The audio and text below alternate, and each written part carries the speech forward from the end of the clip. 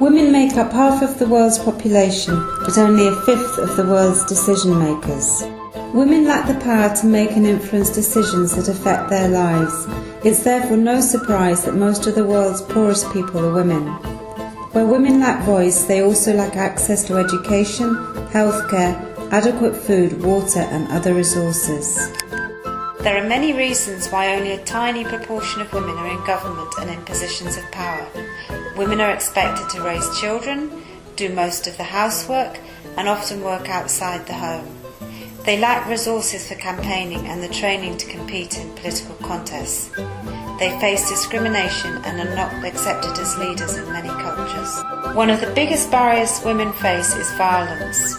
In the home, in the streets, and in political spaces, women are targets of violence simply because they are women. In Bolivia, despite progressive laws and quotas in place, women face enormous challenges before they can enter the political arena.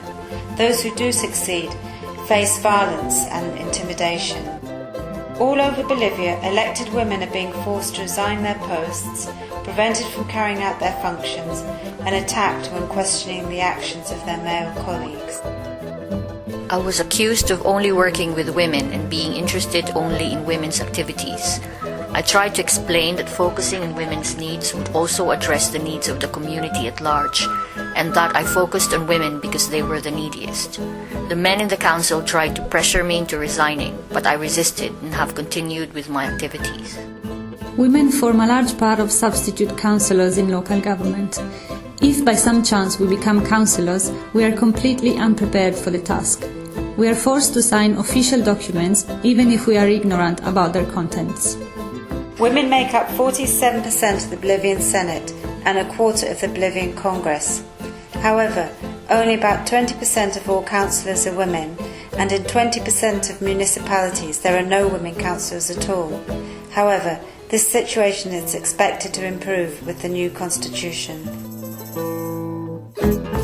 Each of the 36 ethnic groups in Bolivia has a different structure of traditional authority. None of them accept women as heads of the traditional authority. Despite the huge challenges they face, women want to participate in politics. This is the only guarantee that their rights and welfare will be directly addressed. I am the substitute of the mayor. Because I was questioning some of his dealings, he demanded that I leave. I told him that I would leave, but that I would not go alone. Since then, he has calmed down and is more accepting of me. All elected women councillors in San Andres have organized themselves and they have been very supportive. ACABOL is the Association of Women Councillors in Bolivia. It has over 2,000 members across different political parties. Founded in 1999, ACABOL has successfully provided training and support for women councillors to run election campaigns, learn more about local government administration, and understand how best to carry out their public duties. At the national level, ACABOL has successfully lobbied for the equal representation of women. The Citizens Grouping and Indigenous Nations Law requires that candidate lists of citizens' organisations and indigenous groups have 50% women and 50% men. To tackle political violence against women, ACABOL is now pressing for the passage of a law against harassment and gender-based political violence.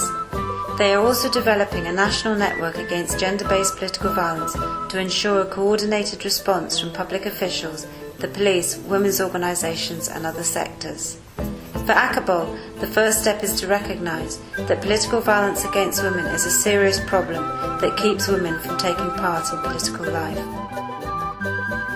One World Action works with ACABOL to promote the meaningful and effective participation of women in politics.